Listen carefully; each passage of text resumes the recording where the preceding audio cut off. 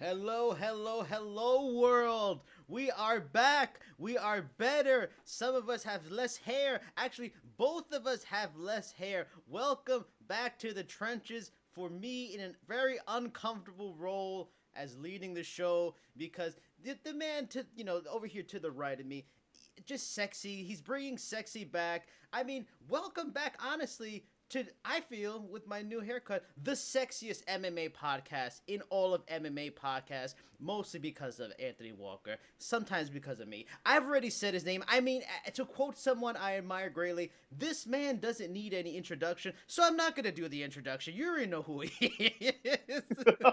Oh, no, I kid. It's my brother from another mother, the yin to my yang, the man I hate to love and love to hate.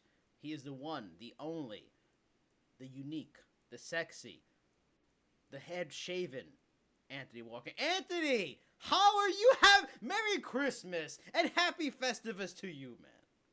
Happy Festivus to you, my brother. I'm all for having a contest of the feats of strength later. Mm-hmm. If you're trying to come get this work, but it's definitely fun to be back on the trenches. Even if it's just this one time, a special holiday treat for myself.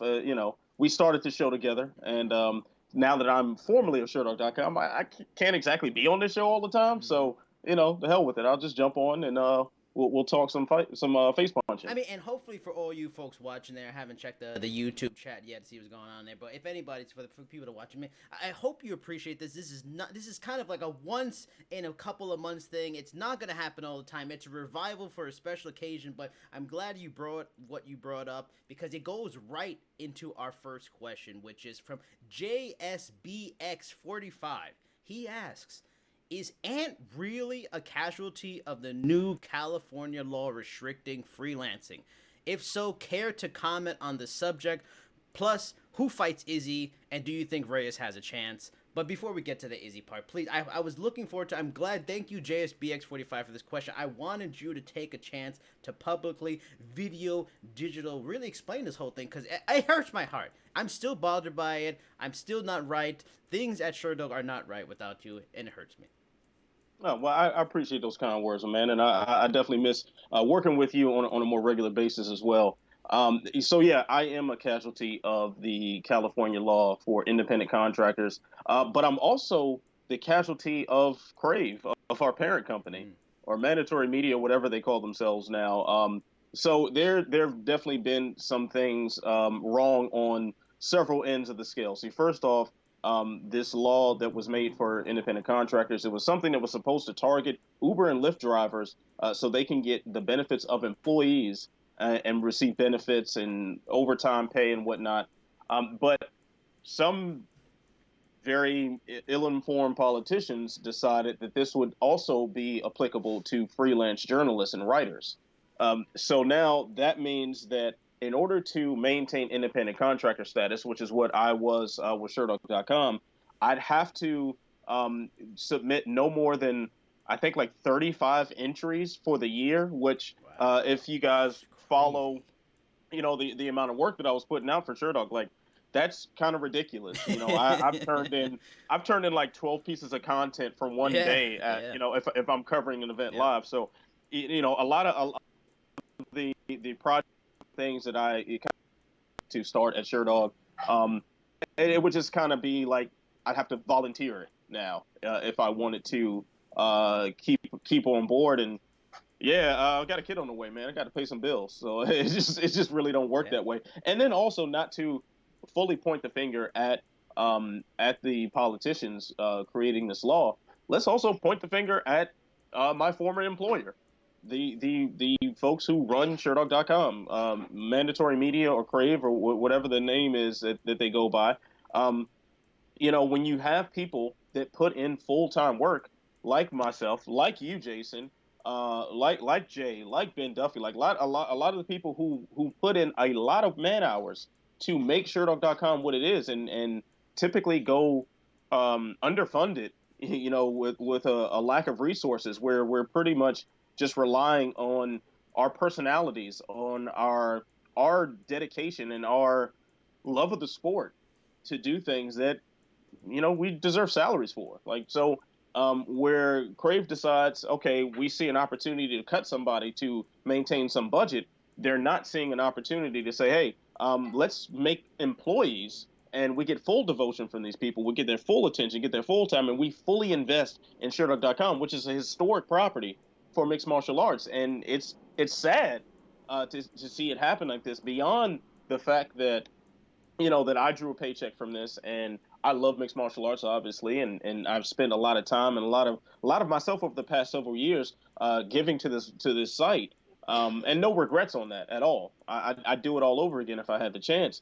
Um, it's not just that; it's that a property that I loved as a fan before I ever came on board. Sherdog is seeing some things go down which aren't for the betterment of the sport, of the site, of media in general, and it's a shame.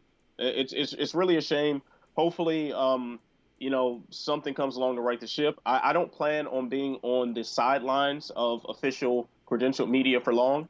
But right now, baby is on the way. My wife is due in less than a week, so um, moved into a new house. So it's kind of like, all right, I got priorities in my personal life that are going to trump my attempting to get back in official media right now. But I'll be back soon. What's like how because you live in California, so I'm sure you're following it. Like, what's the latest? Is this going all the way through? There's not any chance of it derailing or being amended or changed or adjusted. Like, what's the latest? Is there any chance that could be adjusted in some ways? So because there's so much media in California, in LA specifically, like that's affecting so many people.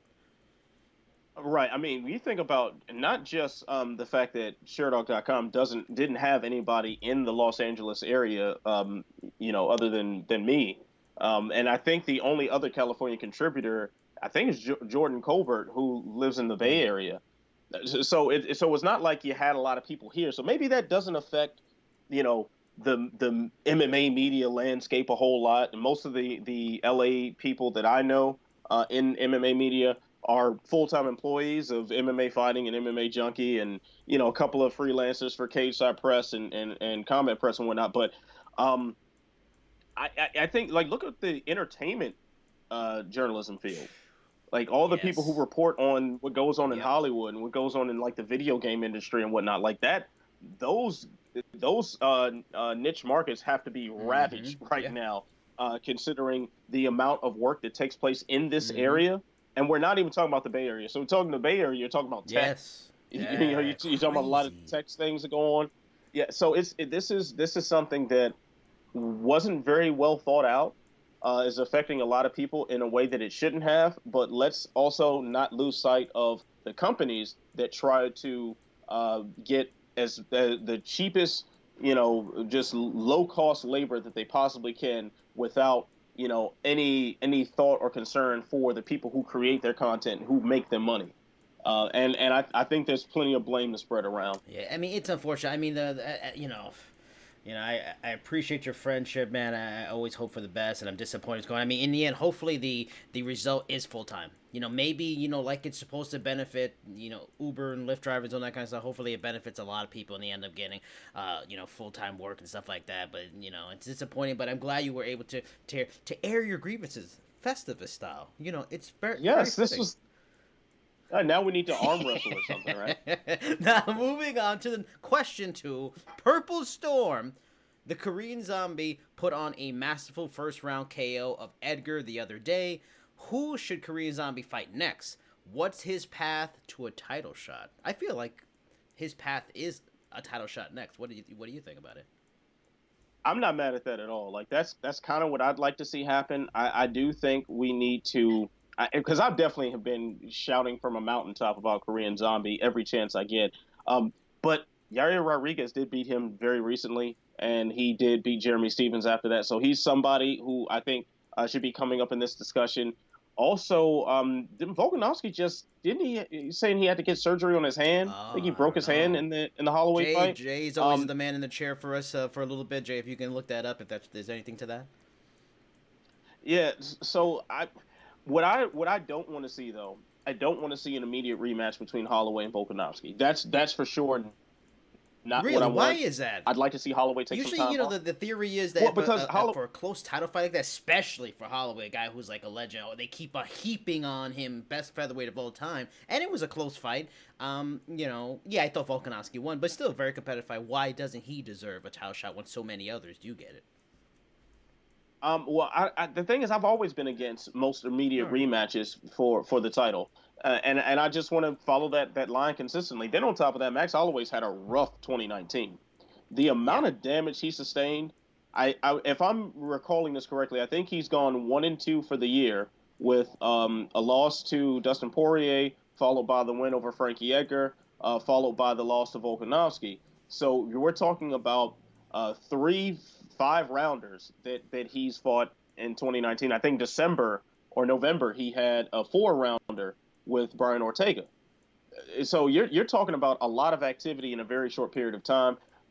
Jay mentioned this. I think Jay mentioned this on Unleashed on my YouTube channel that Max Holloway sustained some ridiculous amount of damage in 2019. Some like just absurd amount of significant strikes to the point where there's some guys who in their UFC tenure have not absorbed that, and he did He it in a does year. get hit too much. For a guy that is as skilled as he is as a striker, he gets hit too much. He trusts his chin too much for a guy that's this good.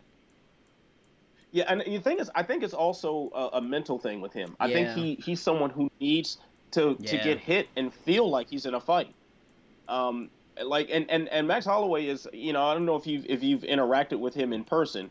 I had the benefit of going to one of the media lunches. I think the media lunch actually for Okay. this fight, this past fight, and I technically I came as either a high level fan or an intern of the Mac Life because I rolled there with Oscar, but it was like days after the axe Did you dropped on hold me his bags and at hold the Sherdog. tripod for him and did all those duties?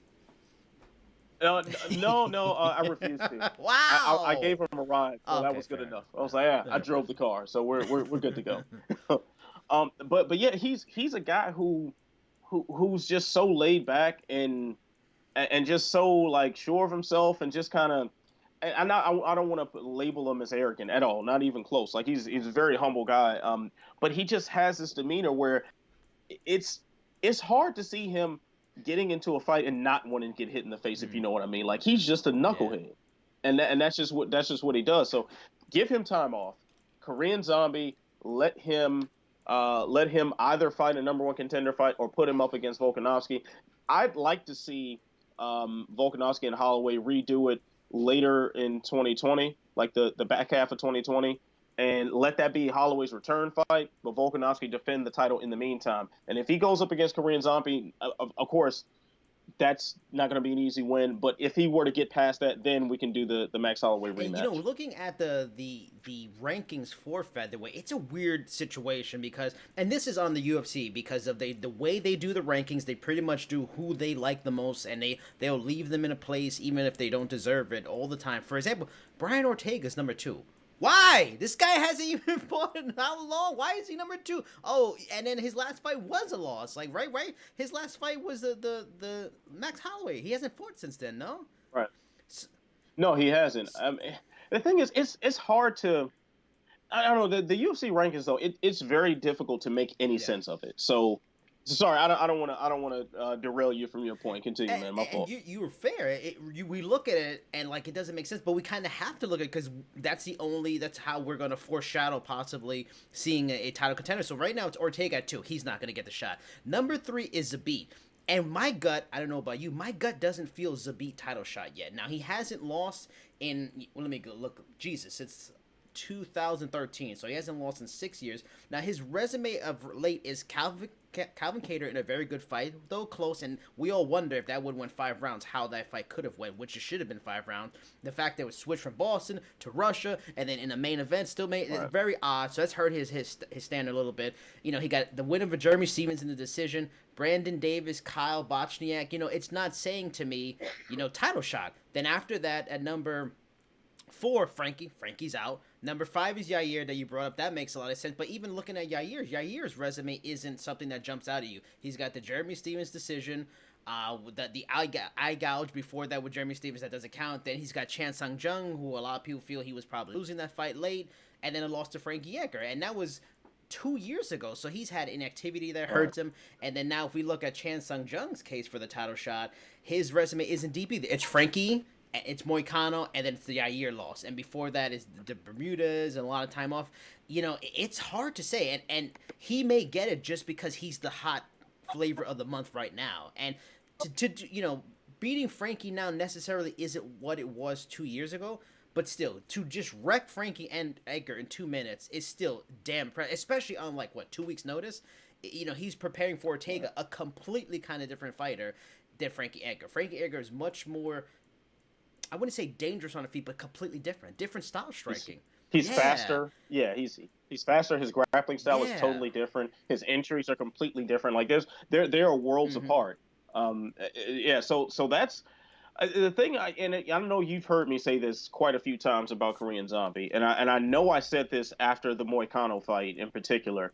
I'm pretty sure I said this, a few fights before that anyway.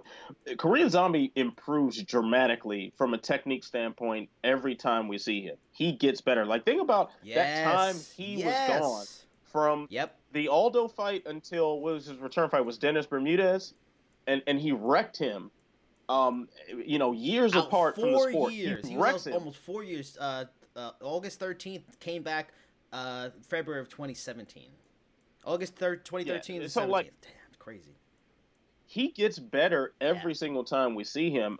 Now with Zabit, as much as I enjoy watching Zabit, I think we all do. He's a very exciting fighter to watch. He's a guy whose style is very varied. He's definitely someone to watch, and a guy who I think does factor into the title picture. Even if, his resume is just starting to show some of those more important names. But we have an issue with Zabit, and that is, what does he look like later in the stretch? Yep. I was at that Jeremy Stevens fight. I believe that was 239, 235 or 239, and he started off strong those first two rounds, and that third round he just kind of wasn't there, and he just kind of coasted along and dropped that round in my book. Then when we see him against Calvin Kattar, the same sort of thing. Kattar came on strong in that last round. So we're talking about a 5-rounder.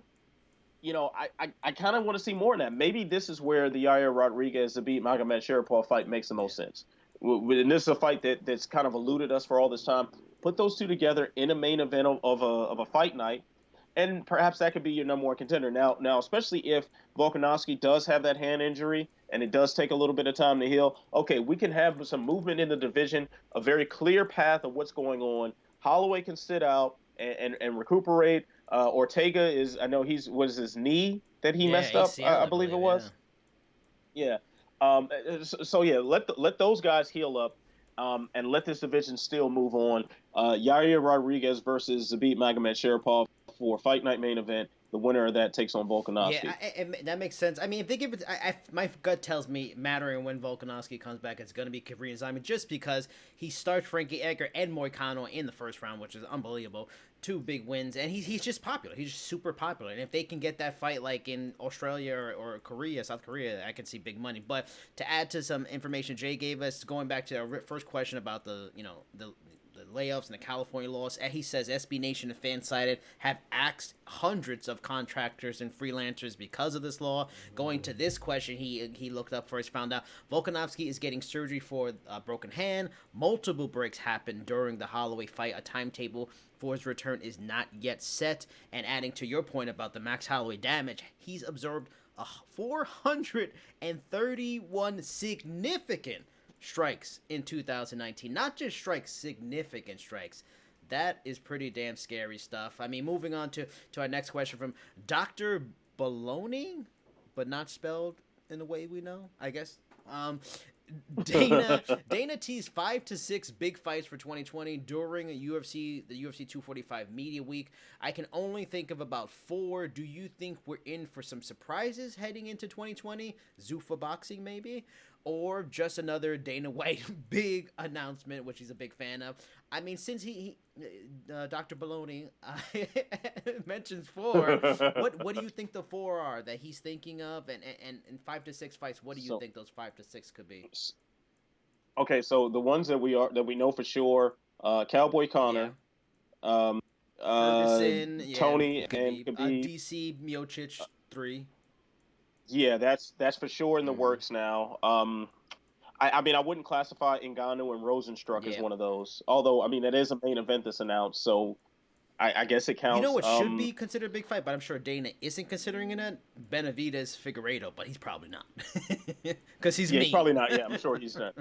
Yeah, and yeah, the flyweights, no matter how good they are, Yeah. are prelim cannon fodder all Yeah. the time. Trying to think, who else? There was Shevchenko is Shevchenko defending versus Chukagan. soon, That, to me, he's not going to consider that a big but fight. that's not a big. Yeah. Unfortunately, again. I mean, maybe in the sense that it's a title that they'll consider it a big fight. But what I do think is going to happen, I think, because we're less than a month removed from Cowboy Connor, which is taking place in Vegas at Yeah. T-Mobile Arena, and they normally wait for a lot of these big events to when they have as much media gathered there as possible. They have all the fans there gathered as much as possible. They'll start making announcements there. They'll probably do like one of those seasonal press Right, right. conferences where they'll just make all these different announcements. The Zuffa boxing thing sounds like a real possibility too. Like if we are to believe that there was actually some agreement between Dana White and Floyd Mayweather, I hate mentioning his name in MMA shows a lot of times because he does use the sport as a Yeah. publicity stunt repeatedly. But if there's any nugget of truth to that, I would expect some sort of announcement there, especially if Connor's in proximity. Just the visual of having Connor and Floyd on the same stage, whether they're fighting each other or not is immaterial, but just their presence there together Yeah. might generate some more attention. I don't know. Like I'm gonna say that there are gonna be some actual significant big announcements, and this isn't just Dana White hyperbole this time, only because we have what's going to be a flagship event of 2020 taking place very And shortly. I'll add some more. I mean, we've got 3 so far. How about I'm sure he considers. I would think the plan is still Izzy versus Yoel Romero. I mean, the smoke has been there for months, Yeah, so I'm guessing that would be a one. Another one, just yeah. because again he likes these people. The people he doesn't like, he's not gonna call big fights. The people he does like, he's gonna call big fights. I would imagine he's probably considering Weili Zhang versus Joanna as a big fight. Actually, yeah, that I would classify that as a big fight too. So that will And make here's a lot of another sense. one. So that's one. John Yeah, Jones's rumored heavyweight debut. yeah, but he's got to get through Dominic Reyes Yeah, first. Like but that's even if that. he loses Yeah. So somehow, and he wants to go have fun at heavyweight, that's yeah, still a big fight. That's still a big deal. Him going to heavyweight. no, definitely that's still a big fight. But you just kind of wonder like who he would fight Yeah, at heavyweight. You don't. I can't imagine him fighting. Them bringing back Rashad Coulter or something like yeah. somebody who's just kind of a Rashad lower Coulter guy. would love that. He would die for that fight. Yeah, he would. Poor Rashad Coulter. Yeah, Rashad Coulter, man, I like that dude, man. But but yeah, I would imagine him. The lowest rank you probably would see a John Jones heavyweight debut would be a guy like Derek Lewis. Yeah, That's and probably that'd the be great. lowest. Um, yeah, and that would be fantastic. I'd be all for that. Um, yeah, like I guess so. Yeah, that Here's probably one makes sense to more. me. You did just Yeah. one more. Does he Uh, consider any next Jorge Masvidal fight a big fight now? So oh yeah, that's going to be absolutely. another one too. But Look at that. Dr. Baloney, we gave you 6 or 7. yeah, Boom, there you go. but the problem with Masvidal is he's going to be paying very close attention to Connor versus Cowboy. That is that's the fight that he's going to be watching the most. I personally think that Masvidal would rather fight Connor if he wins than go for the actual title against Usman. Yeah, it really feels like that because it should be cut and dry. This seems like the point where a contender, knowing he's the next contender, Masvidal would start trash talking Usman. This is the point. This is the time. Here we go. He's the winner. I have the BMF. We're gonna start setting up this big fight in early, and they're not. He's not saying that at all. He seems like he's completely disinterested. So yeah, I agree. Yeah. And they even have the ATT versus Black Zillions angle with Yeah, that yeah, already. yeah. So Yep. they have that already, but he just, Masvidal has been in this sport for a very Mm-hmm. long time. He has been toiling around promotion to promotion, and preliminary fights and post limbs and everything else for a very long time before emerging as a true star this year. So, if, at his age, with the amount of miles he probably has on him, shit, I'm trying to get the bag. And it makes a you lot of know. sense too, because not to say that he's not confident, he's confident against everybody, but God, he sure seems very confident in a fight with Connor. He seems to almost want that fight because he knows Oh, he feels he could destroy him. So big money, he feels he he would could, trash. So He would trash Connor. speaking Let's be very clear about that. speaking of Connor, because we can never avoid him on this show. Connor, we're like your best advertisers, honestly, because you're always on our show because people are so fascinated by you, sir. Now, Sliceburg Jim, he asks, for you, or maybe it's a she, you never know. For you, what does Conor McGregor need to do to redeem himself? First, let's recognize the name. What was that name? Was it Sliceburg Jim. Sliceburg Jim? I like the name. I know you understand what he's I referring to, believe so. right? It's better than Dr. Baloney? No, Iceberg Slim, the famous pimp. That's what he's Okay, talking about. okay. Yeah, so yeah, I ain't trying to bring the street lore and all that stuff into the trenches. We just gonna talk about these here fights. But as far as what Connor has to do to redeem himself now, I think we're having two separate conversations when we mention Connor's redemption. If we're talking about a professional redemption, it's very clear. Go out there and Yeah. smoke Cowboy. Go out there and return Yep. to form. Like I am still under the belief that the Conor McGregor that we saw at UFC 205 against Eddie Alvarez was the single best mixed martial artist that we have ever seen. I think that was the most complete performance ever. Like I thought that was a masterpiece that has yet to be topped and probably won't be topped for a very very Really? long time. Um, yeah, like that's I rank that above Anderson over Forrest Griffin as far as just beauty of a Wow. Okay. performance. Um, yeah. You rank it Now even over Brock we have versus Randy Couture?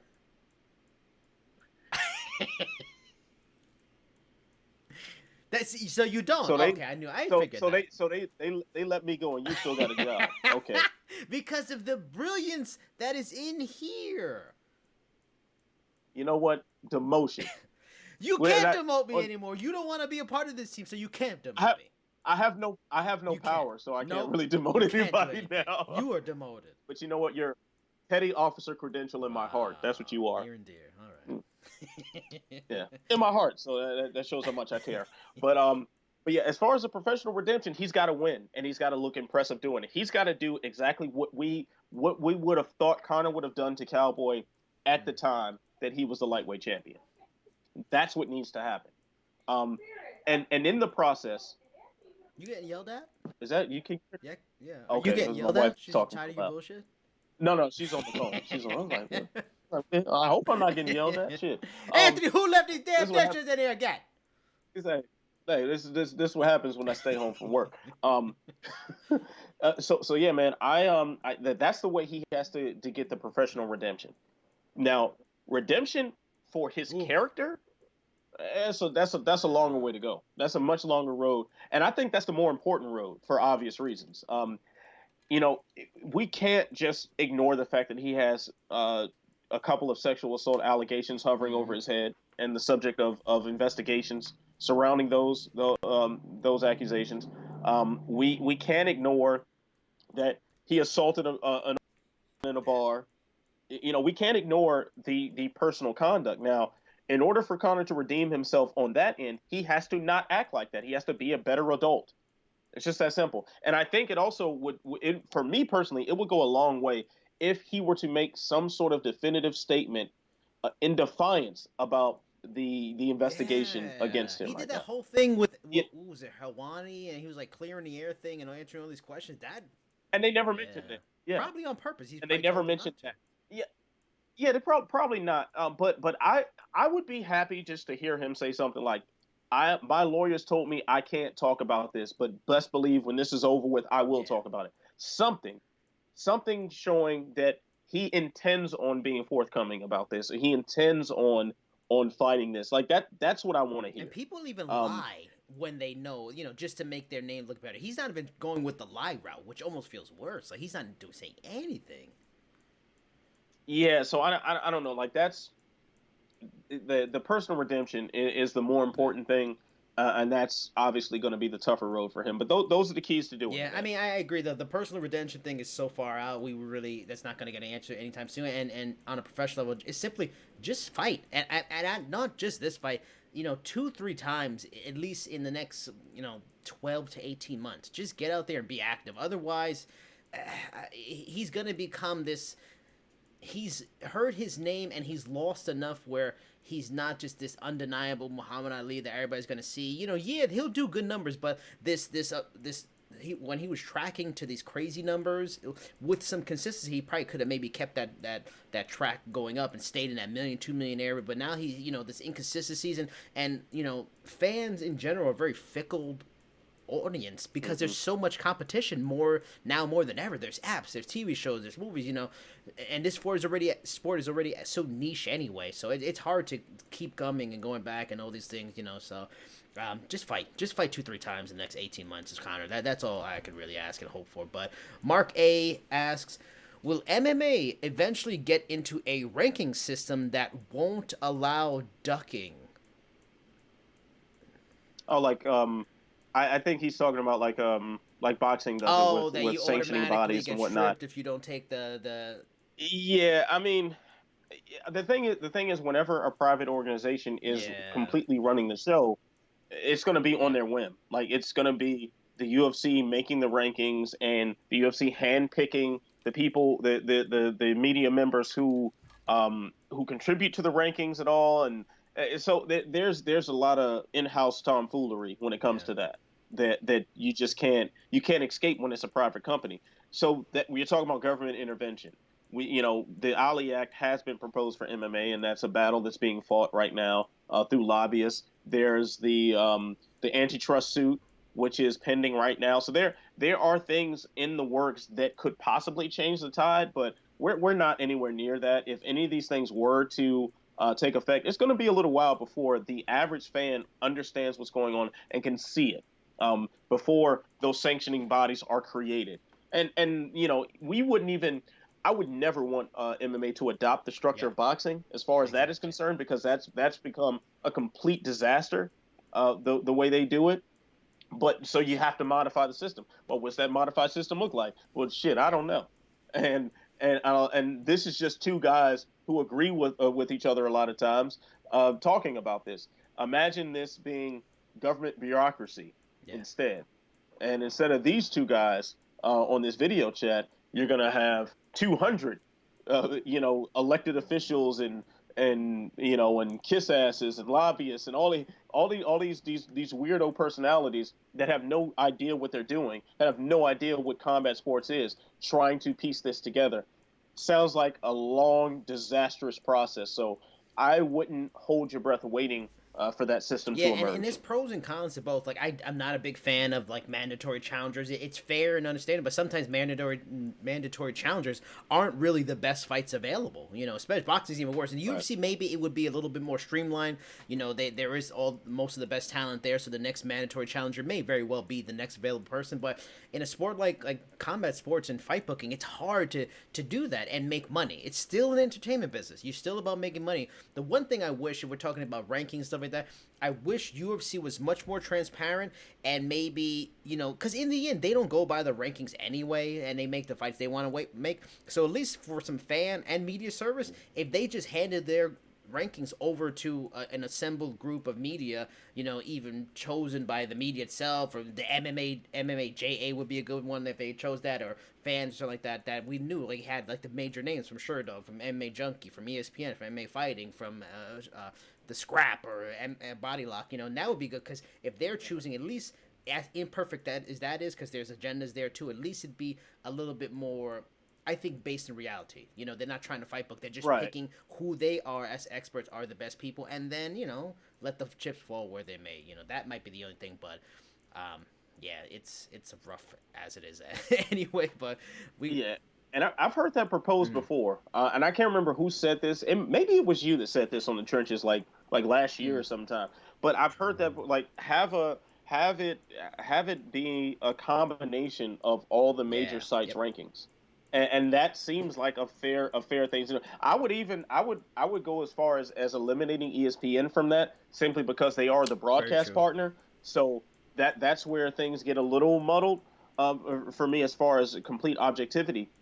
But I think if you combine, even if you just took Sherdog and MMA Junkies rankings, you got better than what you got Yeah. for sure, I mean, because they're all rooted in reality, and it's a collection of actual intelligent people who follow the sport closely that are coming up with this, as opposed to this mystery process of what and it we've is talked now. about it, and we've talked about it even with Matt on the Matt Hunter show. Like the MMA has, not done too much. That would be a great purpose for the MMA to also to sign on and be a member, because they control the rankings of the UFC. And if Bellator got involved and other promotions, and threw it all to journalists, and they could all decide, the best minds on the media side, that'd be really fascinating.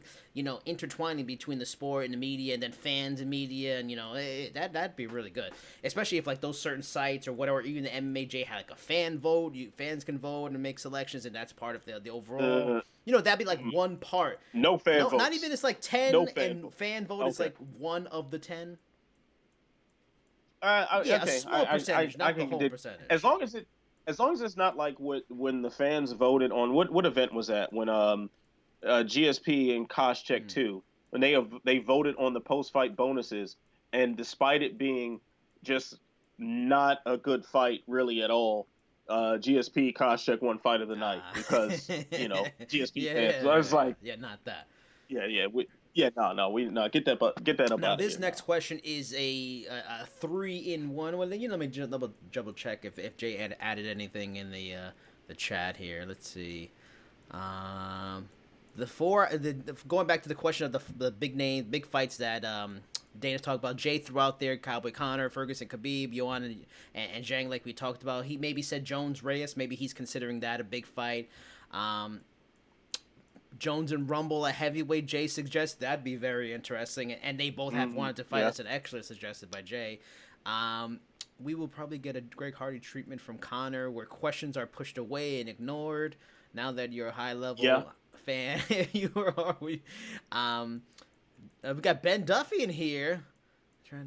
It would keep up the trend of the only competent people on their panel being the brothers and now let me go to the next question. Now it's a 3-in-1 from Buff Money, and it's like $3 and then the word money and glove. 3 different people all together have the same idea that was just Okay. Jay put into one concise idea. Will we ever get another tournament in the UFC to bring legitimate sport element and structure? Could it benefit from implementing an open weight Grand Prix style tournament? And would anyone watch it? Can you start over again? Because I got just slightly distracted Trash! there. I Trash! was looking at the Slack When I've chat for a done that, second I there. get called trash, I get demotions, all this bullshit, but I'm a much nicer person, so I should just say trash with no demotions this time, sir. But they ask, will we ever get another tournament in the UFC to bring legitimate sport element and structure? Could it benefit from implementing an open weight Grand Prix style tournament? And would anyone watch it? I mean, I think anybody would watch it. Open weight, Open weight Grand Prix, sign yeah, me up. Athletic yeah, commissions ain't signing off on that one yeah, though. That's yeah. just not happening. That's fun to play on a video game, but it won't go down in real life like that anymore. Now, as far as the UFC implementing tournaments, I don't see them doing it officially. I think I would like to see more unofficial tournaments where you kind of put, like, for instance, where 229 was supposed to be the main and co-main, Connor versus Cowboy. I'm assuming Connor versus Khabib, followed by the co-main was Pettis versus Right. Ferguson. The winner of those two fights were intended to fight one Mm. another. Like, I'd like to see more bookings like that. What event was it? It was like an all heavyweight pay per view. Was that Well, I remember 146, something like that? they did have a tournament, just a 4-way on 2 different cards of Couture fought Brock, going back to that, and then Right. Nogueira fought Mir, and then those winners then fought each other. Yeah. So, like, you can, yeah, I would like to see things like that more unofficially. The problem is, though, that the UFC, even with that ideal being presented, um, they'll find a way to screw it up. They'll find a way to like throw a monkey Yeah. wrench in it. And if you piss Dana White off, or Yeah. if you you don't accept the next fight for whatever low amount they were trying to offer you. Okay, now you're out. And then it just kind of blows up the whole structure. I mean, how many times have we've heard Dana get on the podium and say, "Oh, so and so turned down this fight," and then you see someone on Twitter saying, "Hey, this guy turned down this Mm-hmm. fight. Oh, he doesn't want to fight me. Oh, he's ducking me, Yep. and this and that." And then you talk to the person in question, and it's like, "Well, they try to offer me some bullshit money. I'm not gonna fight for less than what I'm supposed to make." So I think when you present all these scenarios in there, like, will that tournament see its fruition? I doubt it. I really doubt it. Even if it's well intentioned to start, there are too many ways for it to go wrong. Now, I mean, and since we, I'll quickly answer it and then jump into another question because we only have a few left and it came to mind. But in terms of the grand, a tournament, I mean, not a one night. I mean, what Combate did recently with 3 fights in one night for the winner of the Copa Combate is pretty cool, but happened in Peru. It's not gonna happen here. I mean, but I think Yeah, or you like PFL and Invicta have done yeah. similar things, but it alters the amount of Yeah, I rounds and mean, stuff. just And yeah. looking at Bellator's success with their Grand Prix. I mean, the Grand Prix have really helped Bellator a lot. It's really helped up their standard and their status in a way. Yeah, they're not as big as UFC, but it's really brought some kind of prestige to those tournaments. And the Grand Prix for the featherweight one is maybe the best of them all because it's large, it's 16 man and everything like that. So I would love to see them bring back tournaments and stuff like that on some level, especially in those great divisions like welterweight, lightweight. I mean, bantamweight is filthy right now. Bantamweight, imagine you bantamweight tournament with Edgar and Aldo Oh, involved in that. Oh my oh, god! sign Like, me up. you know, so Sign me yeah, I'd up. love to see Yeah. it, but it is too many moving parts, and UFC already has so many moving parts. And Bellator can get away with it because they can just be like, yeah, so we're gonna just do these things here, and you guys are gonna fight maybe once or twice this year. Oh well, and you can't do that and stuff like that. But before we get on to the next question, since you brought up Dana and people getting upset, he getting upset with people and doing things to them. What was your thoughts on Cejudo finally getting stripped of the flyweight title and the end of the Triple C moniker? It's about time.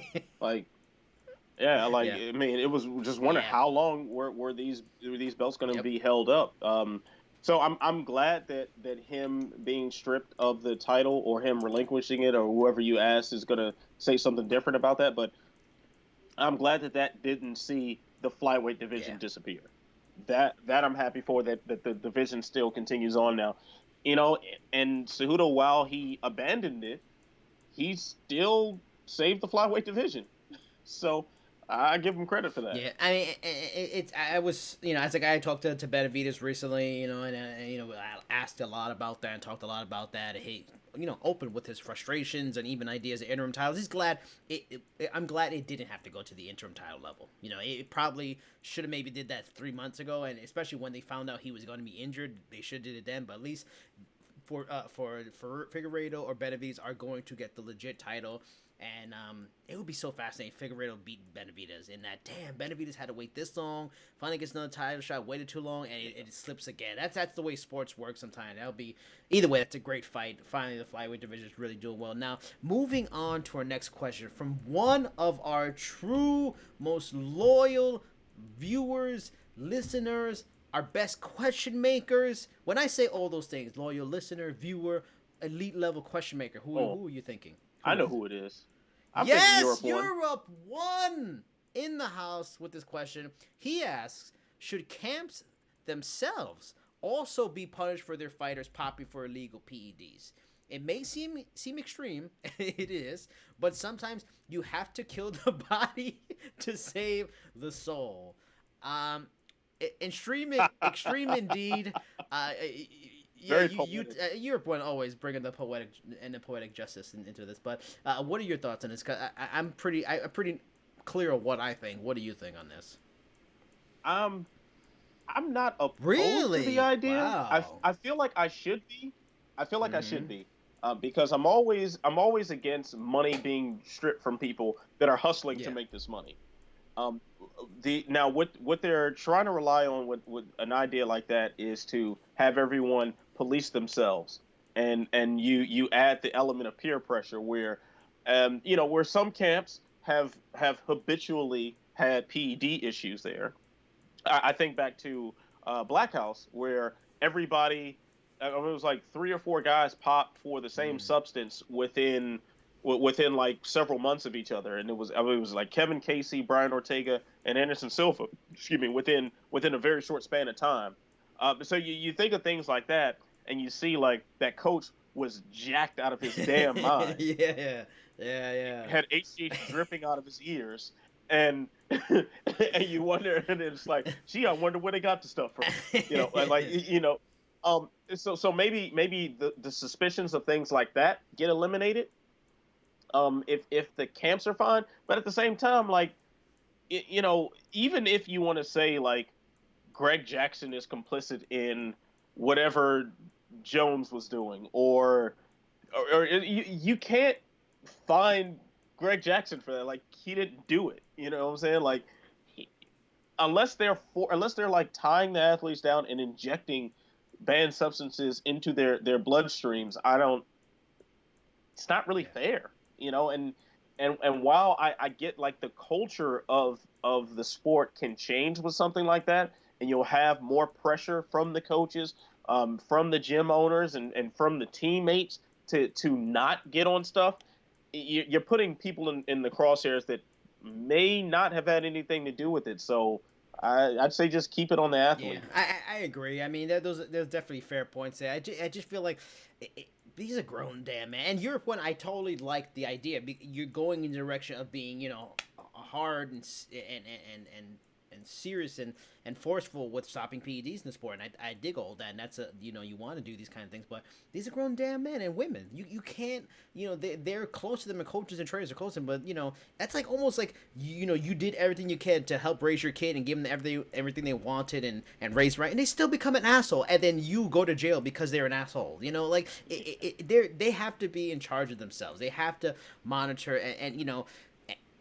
I like it in terms of that, but it's hard to, and we see it in baseball, and we're going to see it, I think, maybe even more in MMA as the sport continues to grow and people start to make more money, because the UFC is doing the right things for, and USADA has its issues and they got to get things right and they're having their mistakes, but we've seen in baseball, when you can make a whole bunch of money, you're going to take the drugs. Unless they did something like there was a rule where if you got popped, you get all your money taken away or something like that, then guys wouldn't do it.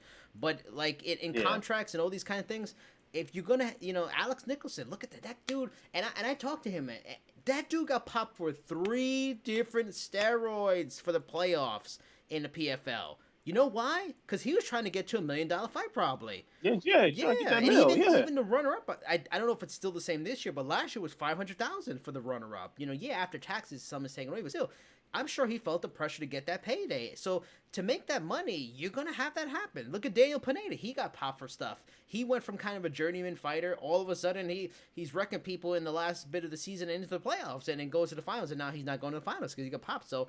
And I'm sure his money he made in the playoffs, he still gets to keep. He's not losing any of it. So, yeah. Now, what are you gonna say? Take a look at Chael Sonnen. Yes, yeah. Take a look at Chael Sonnen. Okay, Yep. you're talking about a guy who rubbed some HGH cream on his chest, and next thing you Yep. know, he is the braggadocious, trash talking superstar athlete Yep. who finds his way sneaking into title shots and pissing off regulators every step of the way and continually falling upwards. Look no further than that example. Yeah. And let's also be very clear about one thing when it comes to the UFC and USADA. The UFC and USADA relationship exists to save the UFC from potential lawsuits when someone dies in the cage. Yeah. It's and I say when because it will happen. Yeah. It will happen, and it'll be a sad day, but it's going to happen. Somebody is going to die as a result of their fight in the UFC.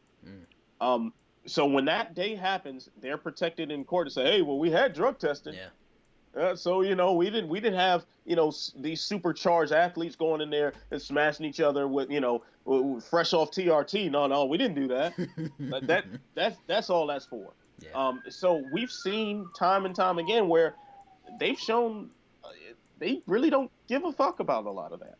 I like how you moved and the cops are still around.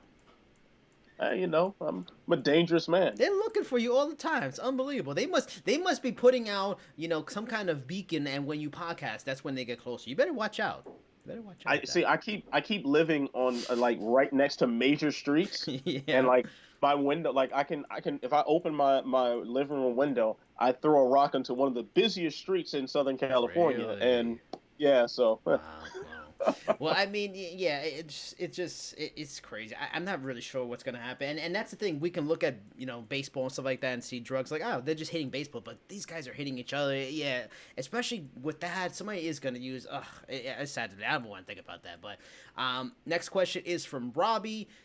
Since I brought up Pineda and Dan Nicholson, this transitions perfectly into this question, which he asks: will PFL return in 2020?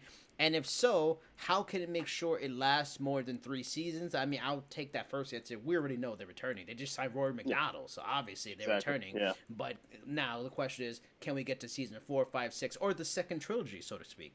Anthony, what are your thoughts? See, if you asked me that question before Rory McDonald was signed, I'd be more like, I don't Yeah, know, fam. I don't yeah, know. yes, So the fact that they've got Rory McDonald says that okay, they're at least going to be around for one more season. yep, Um, but this is what I think though. If Rory McDonald isn't like a saving grace for their ratings, and like it just electrifies that, and they don't have all these separate catastrophes with everyone missing weight and drug test failures and what else going on with PFL, or unless they massively reduce scale, which means you're not going to go to Vegas. You're going to stay in one area and operate. So, and they've done that to an extent yeah, this yeah, yeah. season, What was but you're it? New not. But York, New Jersey, Vegas, and back to in New York. So they went to DC, 3 cities. did they go to Now DC DC? was last year. Okay, they didn't. Okay, so yeah, so you got to stick to that and don't make that trip to Vegas. You have to be extraordinarily small scale, probably smaller venues, um, and yeah, like that's probably going to be the only way. But if Roy McDonald doesn't save the ratings, or Kayla Harrison doesn't save the ratings, and whatnot, I'd be very surprised if we see a season 4. Yeah. I'd be very surprised, and it would be a shame because PFL can be, and PFL at its best is fantastic. Mm. It just we haven't seen a lot of that this season Yeah. for a variety of different factors.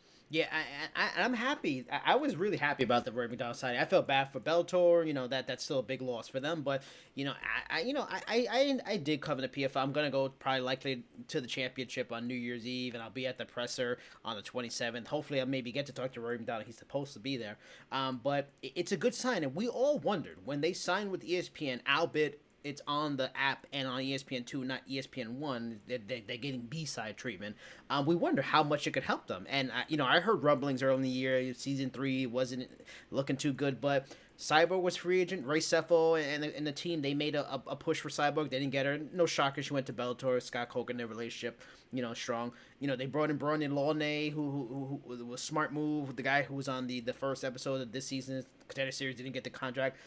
Yeah. All those things. So they seem to be spending the money. They seem to be already making the plans for season 3. So maybe the ESPN deal has helped them. Maybe it is going in the right direction. So with the Rory McDonald, they continue to build names. If Ray Cooper wins the championship, I think that helps them a lot because he's already one of their most marketable guys in terms of an action fighter. Also, when I talked to Lance Palmer, he's not signed after this. I don't know if he's re-signed yet. He's probably in negotiations. If they lose Lance Palmer, that's gonna hurt them. If Lance Palmer ends up in UFC at the Ohio event and he's fighting on that in March or something like that, it's gonna be hurting because he's one of those best fighters not in the UFC guys that they have. He might go and win his second championship on New Year's Eve. And the dude still hasn't even lost yet in the PFL. World Series fighter, yeah, he lost. But PFL, he hasn't lost. So, I mean, there's a lot of good signs. I hope it continues, and we'll see. We'll see how much Rory can do. Because the interesting thing is when the comments came out about Rory saying he was surprised he didn't get an offer, Scott Coker pretty much came out with without saying it, we really didn't want him anymore. Yeah. So that's the fear, Rory, I've interviewed him. I interviewed him at the New York show where he fought. And he's a nice guy, and he's not going to sell and build up a fight. That guy that he was becoming has kind of gone now, and then the fighter he kind of was has kind of gone. So like the name is good, but is the one thing is there already a buyer beware kind of feeling with the fan base on Rory that they were It he's should not be. that guy anymore. Yeah, and it's true. Yeah, You know. it should be. Like, I mean, he's still a very dangerous fighter. He's Yeah. still a guy who's capable of destroying you in every way, shape, and form. The thing is, does he want to do that? And while it was a moment of, fighters they always have this like moment of clarity or this catharsis after a fight, and you put a mic in front of them and things happen, and they say things that maybe Yeah. they don't mean in the long term, and Yeah. that's that, and maybe we can chalk some of that up to that, but you know I'm not surprised that Scott Coker didn't make an offer to Roy McDonald to Yeah. re-sign him after he was just on the mic 2 fights before potentially winning the $1 million check and keeping the welterweight belt and saying like, I don't know if I can do this anymore. I don't know if I want to hurt people I was surprised he came back. I because thought I'm a he was going Christian to take now. a couple years away and disappear for a bit. Yeah, like that. Like when you start talking like that, and I don't want to disparage Roy McDonald's like personal growth and the place that Christianity and religion has aided in his personal well being. Quite frankly, I'd rather have Christians like Roy McDonald than Christians like the KKK. Okay, so so let's just put that right down on the line now. Um, but in a sport that is all about violence and all about hurting your opponent, you start talking like that. Are they going to be signing you? Yeah. Are they trying to offer you big money? Because you kind of make yourself a liability. Now with PFL, maybe signing Roy McDonald is more of a troubling sign because everyone else looked at him and said, damaged goods. I don't know. Yeah. And they said, we'll sign him. And I'll add this little nugget too. When I talked to the last time I spoke with Martin Lewandowski, the owner of KSW, this was during Brendan Loughnan's free agency when the Contender Series passed up on him. Mm-hmm. And he was saying like, hey, we made a push for Loughnane, but he priced himself out. He's like, I think him and his people believe he's more valuable than what he is right now. So we're just gonna let that, we had to pass on him. So if all these other organizations passed on him for that same reason, and people passed on Roy McDonald for his reasons, and PFL is signing him up, while we see those as strong names to bring on your roster, perhaps it's a sign of weakness because you're just taking whatever you can get. Just a possibility. I mean, I see where you're going. The only thing I would say is that I like the Brendan Law name because it was like good fan service. There was a lot of fan building, like, oh, he got screwed. He's UFC level talent. He's really good. He's an up and comer. So it made sense. And Rory's still a name. And you know what? I'll look at it on the other side now. Hey, they're giving out money. They're giving out more money than KSW wanted to spend. So they have money.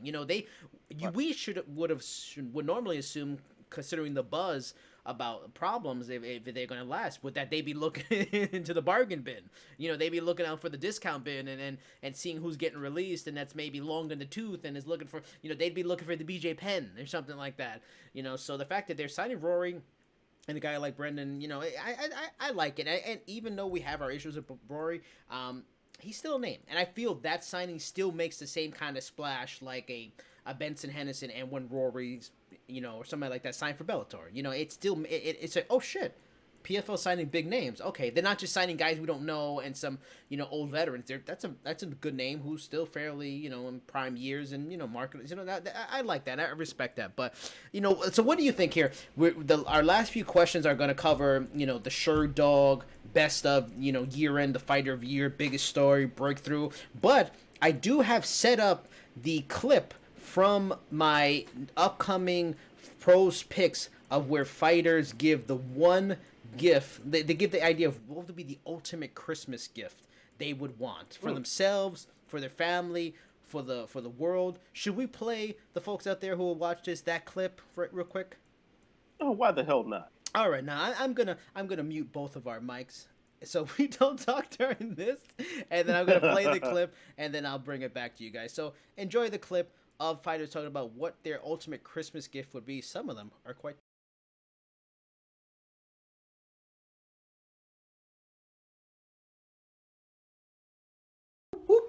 I heard it was almost Christmas, so I'm gonna scratch off a few things on my Christmas list. If you don't know, this is Lewis, Put the Guns Down Taylor. And if I can get anything from these knuckleheads on the streets, I would like y'all to put the guns down and put them hands up this Christmas.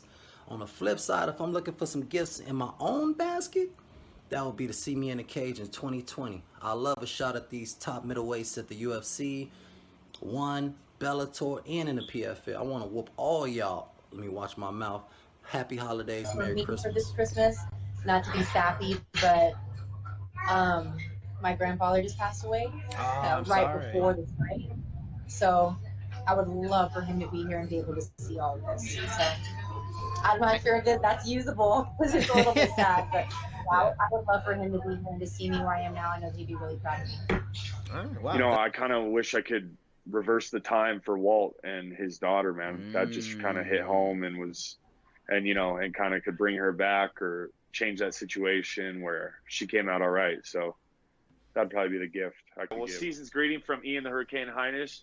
Y'all have a Merry I Christmas. think the perfect Christmas gift would be to fight all the other promotions and their champions in a big tournament. Like, I would love to fight Khabib and on the welterweight champion in the UFC, Douglas Lima of Bellator. I really would love that for next year if possibly it would happen. Like, all the promotions put their $1 million in and see who's the champ. So that would be a good gift for me. That's for myself. Yeah. Merry Christmas to everybody. It's and Jesus loves everybody. Thank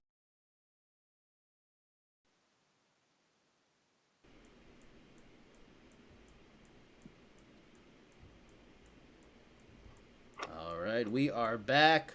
Hope you guys enjoyed that clip from my upcoming video. You're gonna see it on Sherdog.com soon for the holidays. I really enjoyed doing it. I'm gonna have 12 people all together. The four fighters you saw. We also got B Nguyen. We got Ben Saunders. Naaman Gracie hooked me up and got me some stuff.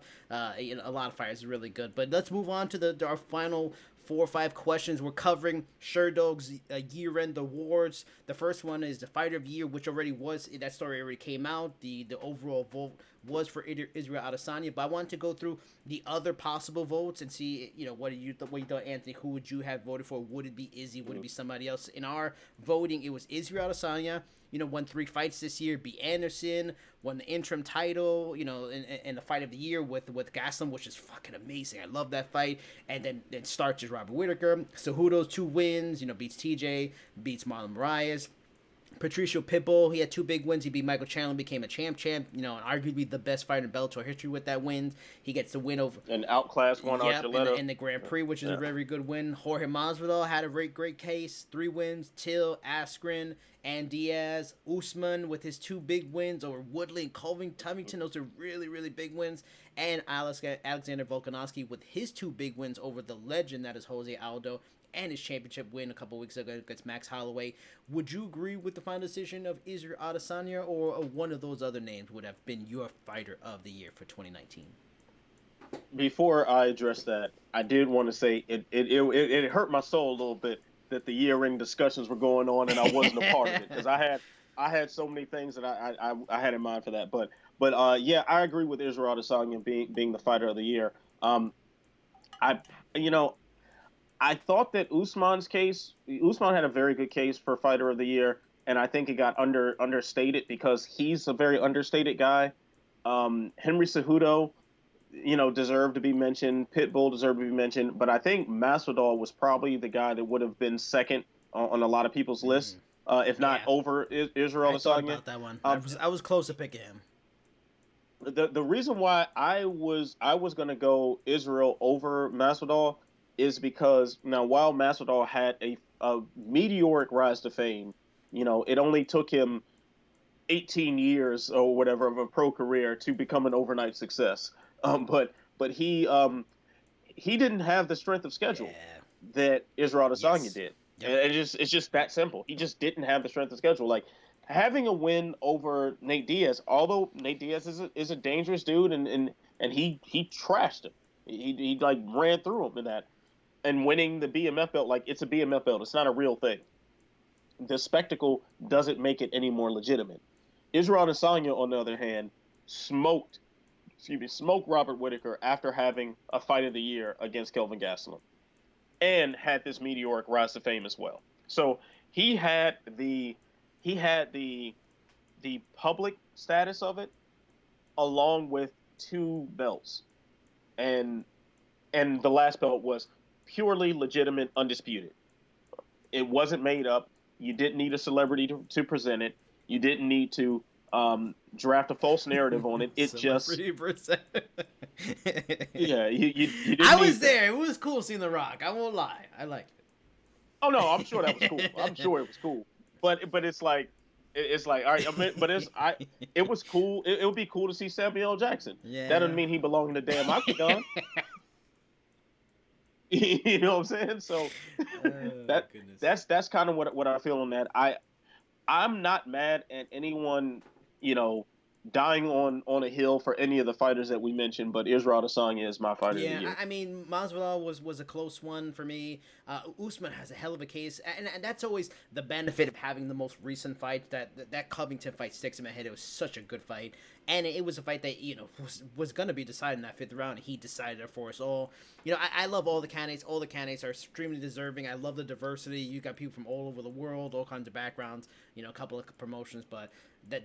And a non-UFC fighter being in the running as well. I definitely like that. I mean, it was a good group. Izzy's the understandable winner. Now moving on to the next category, which is biggest story. Oh, you know what? No, let me go to biggest story. Biggest story year, we have it in our questions, is it was broken down into 6 different possibilities. I don't think that one is out yet. But the options in the category was the BMF belt, in general being a major story this year, defended at Madison Square Garden, The Rock involved, the Trump there, Nate Diaz, Masvidal, all that stuff. The second story would be Conor McGregor managed to stay on the front page of the Combat Sports news space despite having no fights in 2019. How? By, coming under investigation with the 2 separate rape charges, which we mentioned earlier, punching an old man, which we mentioned earlier, Conor McGregor staying a story even when he's not fighting.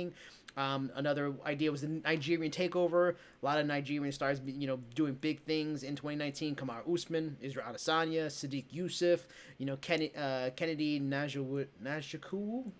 I can't remember how to pronounce his name, but I know exactly what you're talking about. Yeah, people of Nigerian heritage, grew up there, born there, emigrated elsewhere. The UFC ESPN deal, another story. That's the one I chose. The UFC antitrust lawsuit. A lot of people feel that's a big deal. Matt Hunter being one of them. USADA's regulation changes. It's in a stated attempt to address the issues of false positive test results and contaminated supplements. USADA raised a threshold amount for numerous performance-enhancing drugs. So out of those 6, Conor, the BMF title, Nigerian takeover, ESPN deal, antitrust, and USADA adjustments, what would be your biggest story in 2019? I see. I would. The ESPN thing is a huge deal, but I consider that a 2018 story because the deal was officially signed in 2018 and took effect 2019. And we understood how a lot of things were going to work leading into it taking effect. So I don't want to go there because it feels like kind of a retread. I'm probably going to go. Even, the USADA thing is a big deal, but once again, the major catalyst for a lot of that was UFC 232, which took place last December in 2018. So I don't want to go with that one. The antitrust suit, I think is the one, because that we saw, and while it's still going on, and we have a lot of time left before all the dust settles on that. We've discovered a lot of things about the inner workings of the organization. That's true. Due to the discovery. Like, we've seen documents that we speculated about for years. Understanding the breakdown of some of the payouts, understanding the pay-per-view numbers, like the emails and memos and things exchanged between UFC executives about withholding pay, about contract negotiations and things like that. Like, wow, it's like a real peek under the curtain of what's going on.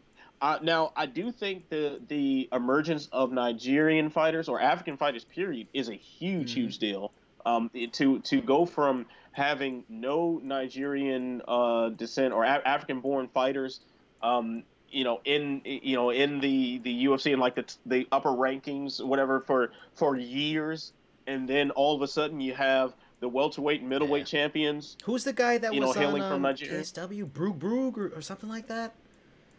That he was trending last weekend? This big. Yeah, because gigantic there muscle are, dude, martial arts in some of the African nations. I forgot. I was watching an episode of Vice that covered one of them. It's like a grappling art, and I think he might be from that background, which is awesome. Was that? Yeah, it's fantastic. I know there's one where like the fighters have like one glove, and they're only striking with this one hand, and they're trying to parry with the lead hand. It's fascinating to watch. It's really fascinating to watch. But I think that would be a bigger story if there was a UFC event in Africa. True. If we saw movement business wise about it. Now we saw something close, maybe kind of, with Khabib Nurmagomedov and Dustin Poirier having their fight in Saudi Arabia, and that being like literally government sponsored fight.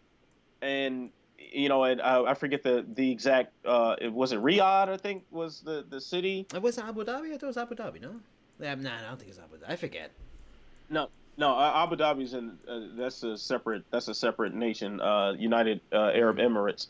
But it was an event in Saudi Arabia, and their fight was in Abu Dhabi. Yeah, I thought so. I'm thinking, you know what? I'm getting confused with Anthony Joshua's last fight. Sorry, that was in Saudi Arabia. Yeah, but the UAE paying to have this Muslim superstar in a Muslim majority country, like when you start seeing, I think it's a bigger deal when you have diversity in the fighters and they get to showcase themselves in their backyards.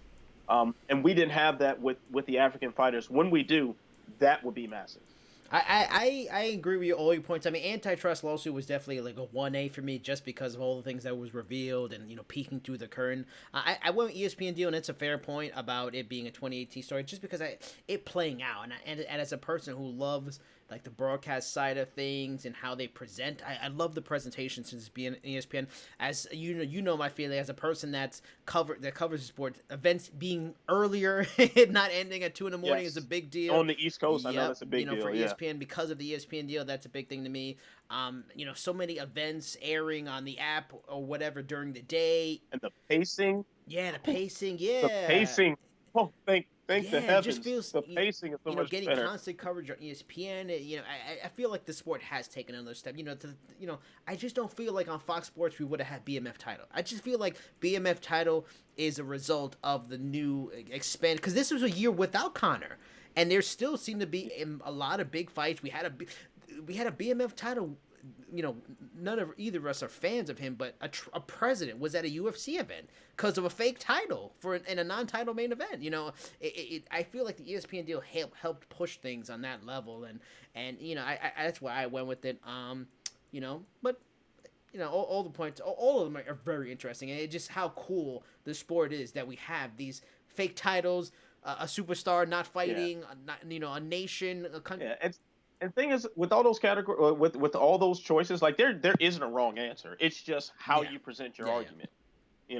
None of those answers is really wrong because they all have these huge effects on the sport itself. And adding, a point from Jay in the room, which makes Israel's Adesanya's 2018-2019 pairing years that much more interesting. He let us know that he was the 2018 Sherdog Breakthrough Fighter of the Year. So last year he won Breakthrough Fighter. This year he won Best Fighter of the Year, that's just how talented the dude is. Moving on from that to our next category, which was speaking of, it is the Breakthrough Fighter of the Year in 2019. I believe the award is going to Jorge Masvidal, but the options in it, and I think he might have been probably the most clear cut here, is Jared Cannonier, one-time heavyweight, enters UFC at 205, now down to middleweight, is a top middleweight in the world that even Israel Adesanya is talking about wanting to fight him. That's how you know this guy is legit. Jorge Masvidal, like I said, kind of all the stats we mentioned in Fight of the Year, there you go for that. Jair Rozenstruik, that was actually my pick. I just feel like he proclaimed himself. And that again, for me, is probably another, having the guy that fought twice recently, that it's just stuck in my mind Yeah, more. that recency bias Yeah, is for sure. Corey Sandhagen, who is fantastic to watch. I love watching me some Corey Sandhagen. That dude is nasty. Man, he got shafted by that Frankie Edgar situation, Yep, but yeah. Oh, boy, I he would got love to have seen shafted. that fight, especially if Frankie going to 135 for it. Johnny Walker, probably heard his stats of the Corey Anderson blistering. Yeah, And then Weili Zhang, she fought. that's a damn good Yeah, choice. I don't know if she fought twice in 2019. She had to, but I think she only fought twice. But starching Jessica Andrade's a big deal. She did fight twice. Yeah, she fought Tisha Torres at 235 So I mean, for the of title. all those options, I think Jorge's the official winner. Rosenstruck was my guy. He won 4 times this year. All KO TKOs. Just destroyed fucking Alistair Overeem's face. Who is your choice? I want to go counterculture here, but as much as I want to say Jared Cannonier or Rosenstruck, I gotta go Masvidal, because granted, this was some of the reason why I didn't pick him for Fighter of the Year. Breakthrough means a little bit different to me. Breakthrough isn't necessarily the best. You fought the absolute best of competition the entire time, and you did, and you won a legitimate belt. The fact that the UFC brought in the BMF title because you said so. You decided, you know what? Me and Nate Diaz, we're the baddest motherfuckers. So, make a belt. And for he's us. the one that chose the Rock. He's the one who said, "I want the Rock to put the belt on me," and it happened. So, good Lord, that's fantastic. And then when you consider what his status was before that, guys like yourself, guys like myself, guys like Jay, who's our man in front of the computer right now, feeding us statistics and whatnot. We recognize how dangerous Jorge Masvidal was, and we've talked about it before. I remember there were previous. I don't know if there were episodes of the Trenches or just our personal conversations. We've talked about how nasty Jorge Masvidal has been for a very long time, and how had he gotten one more point on one judge's scorecard 6 or 7 times throughout his career in these narrow split decision losses, he would have been on an 18 fight win streak or something insane like that. And what level of star he probably would have been. So this is a guy who kind of became a journeyman, and while we recognize him as dangerous, he never broke through beyond the hardcore guys like ours, and now all of a sudden he's a household name. That's a big deal, and for him to not be known as like this electrifying finisher, and in this 1 year, he pieces up Darren Till with some of the sweetest boxing you'll see in a cage, puts him to sleep in London, in front of Darren Till's people, sleeps him, pieces up Leon Edwards backstage, which becomes its own viral thing. It becomes its own meme-worthy material. So we didn't even mention that in the Fight of the Year discussion. He pieced up Leon Edwards backstage. Then he goes on to this feud with Ben Askren, to where he then clocks in the fastest KO in UFC history, and it would have been much faster if the ref was closer to the action. And he cuts the most fantastic promo afterward, and then the Nate Diaz call out, and then the BMF. It's just these. It was like this building of mainstream momentum, the likes of which Masvidal had never seen before. That guy's the breakthrough fighter, and I love Jared Cannonier, what he's been able to do. I think he's a fascinating personality. Rosenstruck also is a guy who we should be keeping our eye on. Weili Zhang is very important to the Asian expansion of the UFC. I forget who else was mentioned. Johnny Walker. I think that's the only one. You said Sandhagen, so that's it. Yeah, and Sandhagen is clearly one of the best bantamweights in the world. Johnny Walker was this close to sneaking his way into a title shot after a fantastic year. But Masvidal, man, is the guy. I mean, and then on top of that, he was like on a reality TV show or something, and had this certain level of fame as a result of that. Like, he's a breakthrough fighter, man.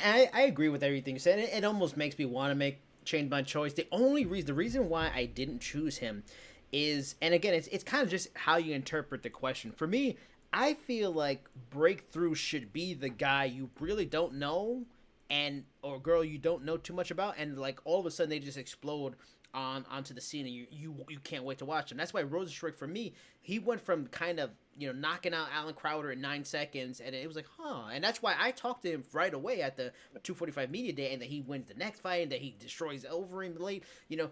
To me, and again, it's interpretation. I felt like Jorge was already established. Like, I felt like he was already a star. Like, you know, for many of us, like you and me, we knew how good this guy was. I know the mainstream didn't know, and there's definitely a case that, you know, establishing and blowing up on that bigger level is really what should be breakthrough fighter. But for me, I felt like, you know, he was already a really, really good fighter. Then when he knocked out Cowboy, it really put him on a big level. And I almost feel like the Damian Maia performance established him as a really, really good fighter. This guy went 5 rounds. Damian Maia called him one of the best grapplers he ever dealt with. Like, you know, that's why I didn't go with that. I felt like he's already broken through. He broke through to like that upper echelon, but he's already established, especially with the other names mentioned. They're kind of rising stars, you know, and stuff like that. So, but everything you said is 1,000% right. And if people want to go with Jorge, I can't blame them one bit. Moving on from that to our second to last year-end award. Oh no, actually, this is the last one. We did story, we did fight of the year, we did breakthrough. This is the final one, and this is one of my favorite ones. This is which fighter would be comeback fighter of the year. Now the options here that for sure though we went through was Nate Diaz, you know, returned from his exile, beat Anthony Pettis, gets himself in a BMF title fight, you know, in one of the biggest cards here, headlining Madison Square Garden with all the pomp and circumstance of that.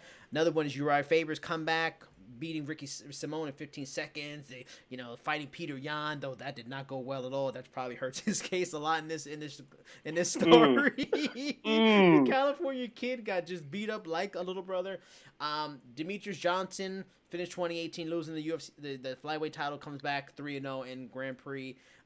You know, and not in the Grand Prix, but in the the Grand Prix for the one championship. Yeah, one wins championship. The Grand Prix title, probably gonna fight for a title next. John Jones was stripped of the UFC light heavyweight title 2017, returned in action late in 2018. Since then 3-0. Beat Gus in the rematch, defending the title twice against Anthony Smith and Thiago Santos, and then Stipe getting his revenge after holding out for a long time to get that rematch with DC. Gets that rematch with DC, isn't looking too good in that fight, comes back, does the body work, regains the heavyweight championship, becomes a 2-time heavyweight champion. Now, the options we had with Sherdog was we could also suggest someone else. For this, I suggested someone else. I suggested PFL light heavyweight finalist Emiliano Sordi, who was filthy in the PFL this year. He went 4-0. He won all his fights early. All 3 of the 4 were in the first round. His boxing was fantastic. He's the only guy, I think, this entire year that won every fight, like including the playoffs. He didn't have a playoff draw in advance. Like, he finished every fight, won every fight, just mauled Vinny Magalhaes. And also in 2018, he lost to Bozigi Ataev. Bozigi became a name from that knockout win he got over Emiliano Sordi. Emiliano Sordi avenged that loss twice this year, beating him in the season and then in the playoffs. So I gave in Emiliano Sordi because he was my pick. What do you feel? Is there someone that isn't listed there that you should maybe think, or do you feel one of those names listed of Nate, Uriah, Demetrius, John Jones, and Stipe, one of those would be your comeback story or comeback fighter of the year? Now I'll say for individual performance, I'll give it to Stipe, because, like, you know, I was sitting cage side for the DC rematch, and DC was trashing him, you know, up until when he wasn't. So that was fantastic performance by him. But for overall, like, no, I mean, one fight of the year. I'm sorry, and I do appreciate him taking a stance of what he wanted, and the UFC eventually relented, and he made good on it. But I can't give it to him. I can't give it to Nate because Nate lost and got absolutely murked against Masvidal at UFC 244. And no, you Diaz diehards, I appreciate your loyalty toward him, and I am a Diaz fan as well. However, he wasn't coming back in the last round. It wasn't happening. Man was getting murdered, and the fight was stopped for his own good. Yeah. What was another option you had on there? I have to go back to it. I reclosed. Oh, it's cool. It's cool. Because I'll say I'm giving it to Demetrius Johnson. Yeah, it was John Jones, Stipe, Demetrius, Nate, and Uriah. Now, see, John Jones. Well, you're right. Let's no. Nah, yeah, that Peter Yan Yeah, mauling was just too yeah. much. That was a That massacre. Peter Yan mauling made it seem like he was silly to come out of retirement. Like that might have been beatdown of the year. yeah, really, yeah, because that might we've have never been- seen him yeah. beat up like that. Like we've seen him lose, but to just get outright destroyed, it was like whoa. Even at that age, like, that was cruel watching Yeah. that. I felt dirty watching that one. John Jones, I can understand the case for it, but I think we started seeing kind of chinks in the armor. You know, and unless of course you want to subscribe to my personal belief, and that is John Jones is just doing weird things just for his own amusement in the cage. And it's hard to root, say, like a comeback for me at least, a comeback fighter of the year. For the greatest fighter of all time. For someone that's already a top guy, you know, it's just like Uriah came out of retirement, Nate came out of self-imposed retirement. You know, Demetrius, even that one's tough, but it's a new league, you know, new country, whatever. And the other one, you know, I can kind of get it. Or even my Emiliano Sordi, because he was like a journeyman type who we weren't sure about, you know. Yeah, and then also with Jones too, like for his comeback, it obviously wouldn't be you know, any sort of losses that he's had in the cage. It'd have been his personal life or the you know, just giving a middle finger to regulation, however that plays out. So, but that's still a topic. Like, you know, there were, you know, I was there for his 2 fights this year, and and there was talk in the media like, oh, like we found out, oh yeah, he pulsed for, you know, for oral turinabol. And, you know, okay, it wasn't a big deal necessarily anymore, but it's still something we were talking about, that this thing is still in the system, or at least was at the time. So I don't think that story is quite over with. Yeah. But I'm going to go with Demetrius Johnson, because he did lose that title to Henry Cejudo to really close did out. lose that title. He didn't lose that. I thought Cejudo barely won that fight, but that was an extremely close fight. I was there. You would be making me wrong in person. I had all the best angles on TV. Bam. Okay.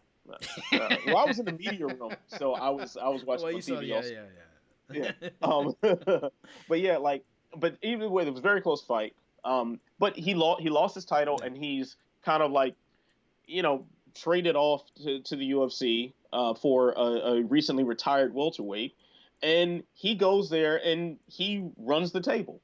And he not only does he run the table, he runs the table against guys who look like they were welterweights.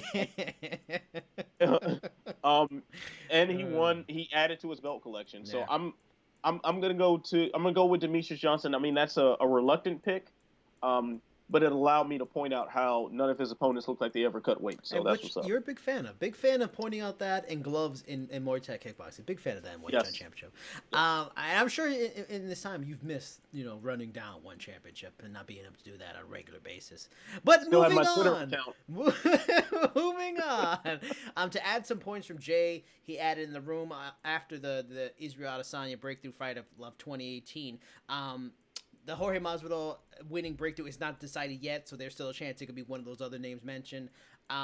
Also, he mentioned the guy's name is Roug from Senegal. He's 1-0 as a heavyweight now in Aries FC. He also he suggested Nicholas Dalby for comeback. He puts after getting cut from the UFC, he fell on hard times and turned to the bottle. This year, he overcame his demons and went on to win the Cage Warriors title, had his bloody battle that was called off because it was too bloody, earned a spot back in the UFC, and won in his home country of Denmark in a upset over Cowboy Oliveira. So that's another. And that was a fantastic fight against Cowboy Oliveira as well. Although there was some horrible reffing in that fight. But that was Nicholas Dalby. That's a very good pick. Good job, Jay. Yeah, good job. All right. Jay's always bringing the hot Jay's the man. Yeah. Now, our final question, the rap question. I mean, I might go through some of the questions. Maybe I'll throw one more in here. There's some good other ones we got here. But plain and simple. And I'm looking forward to it. I know it's a senior citizen fight. I know they're well past his prime. I know one of them's chin isn't there anymore. I know one of them just doesn't want to cut any weight anymore. He's chunky as all hell. But I'm excited for it on Saturday night. And we'll be watching it very intensely. Rampage versus Fedor, Bellator Japan headliner. And it's something we haven't said in a while. Who do you got? Oh, I love the drama behind this, the gravitas behind the who you got. Just chef's kiss. That was beautiful. Um,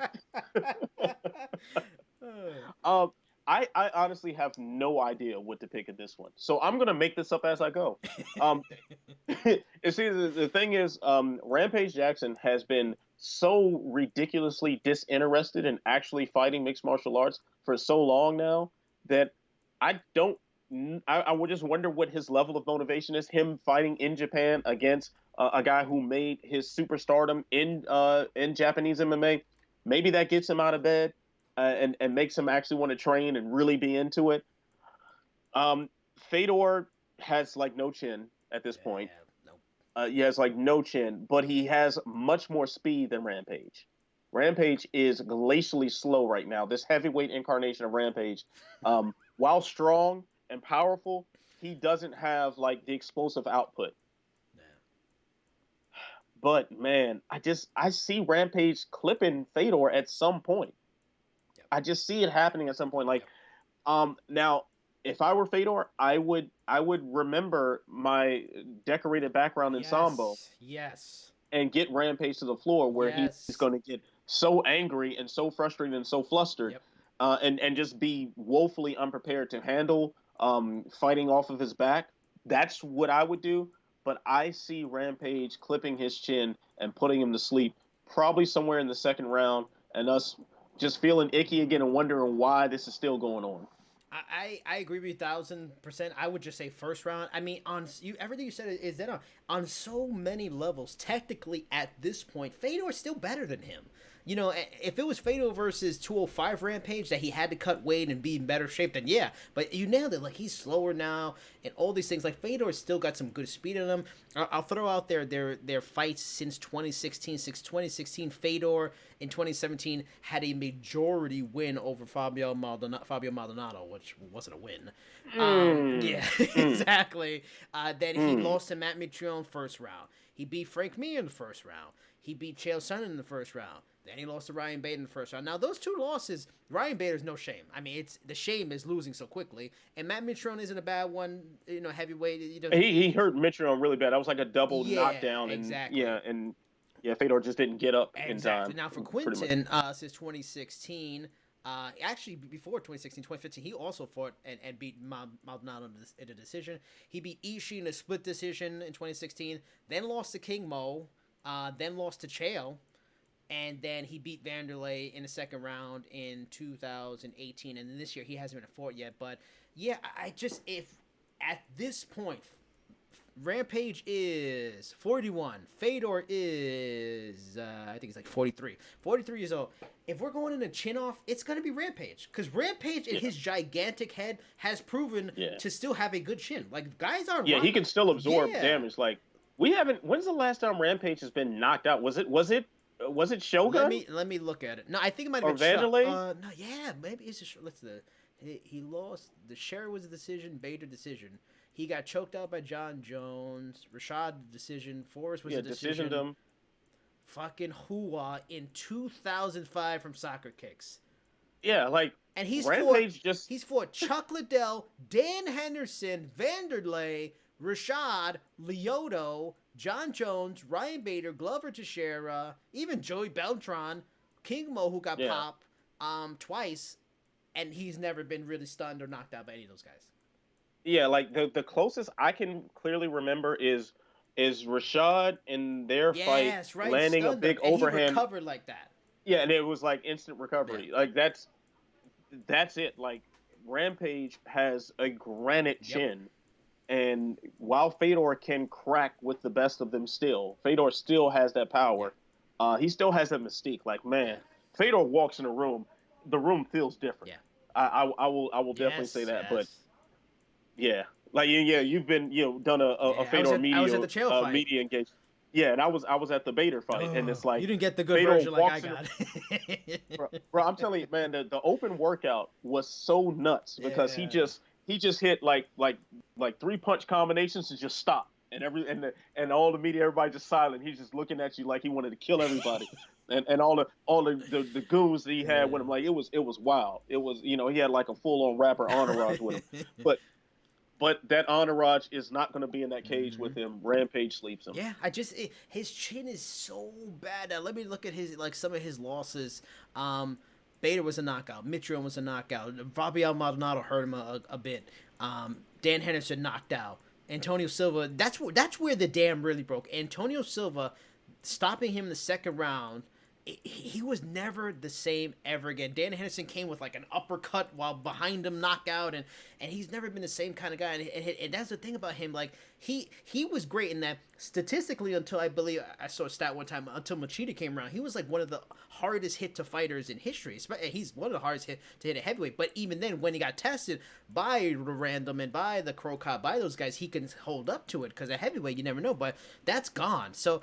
The only thing I think maybe gives him a shot, and Jay mentioned in the Slack that he's actually the favorite. He's a 130 favorite, not by a lot, but he's the favorite, which blows my mind considering all those things, is that Rampage is a guy that appreciates history, and he admires guys like that from that Pride era. And I can see him, if he fights like Rampage, we know that just goes straight, like he fought Chuck, like he had no respect kind of thing, he's gonna knock him out. But if he respects him too much, because like you mentioned, the mystique is legit. If he respects that mystique too much and gives him too much time and let him, use that speed and his ability to close distance, then Fedor's got a chance. But otherwise, I agree with you 10,000%. I can't see Fedor's shit holding up in that kind of fight. Yeah, as long as Rampage has enough speed, and granted he's very slow now, but if he has enough speed to remain one of the better counter punchers that we've seen in the sport, if he has some of that counter punching ability, I think it's going to be a short night for Fedor. Yeah. All right, so let me just see in the YouTube things. Anything questions for us? Designated member, what up? Designated member is in the chat. Been a long time. He respects my sortie pick. You should respect it. It's a good pick. Let me see. There's some other questions Jay had that it's like a CM Punk question, which blows my mind that people are still asking about this guy. See if anything interesting. I should fight CM Punk now. I should fight him. You should. Here's a question. Yeah, why not? I had to Google this because I didn't know. Come get this work, CM Punk. I didn't know what it meant, but Europe one. He says, Ant-Man, Jason from the Bronx, I need your knowledge on a subject that I know you are both grandmasters in. Women. Now, why is the Kia, it's spelled K-I-A-I? Kia. Why is the Kia so common in female MMA when it's fairly rare in men's MMA? That goes back to self-defense stuff. So, Kia in general in martial arts, when you make that sound and like aligns your core, it gives you a little more power, like a little more decisiveness in your strikes. But for self-defense purposes, the Kia attracts attention. So if I yell as I'm striking, so hey, and that sound will attract people to look. So you want witnesses for self-defense stuff, and that's a very important thing for women's self-defense. I've taught some self-defense classes and whatnot, and that's kind of an important thing to make sure you draw attention, get witnesses. Here's a good one. Yeah, and then men are taught to do that too, but what men tend to do is the breathing. So you go to a boxing match or you go to an MMA fight and you'll hear that's the same physical purpose of a Ki, as far as lining up powering your core and everything and adding a little more power, regulating your breathing, but men tend not to make the noise. Interesting. And here's another good one from this name. I fucking love this name. Vitor Krokop. Especially since we were just talking about pride stuff. That's a good one. Who's the consensus GOAT amongst the majority of MMA analysts and fighters? I would say either Jones or GSP.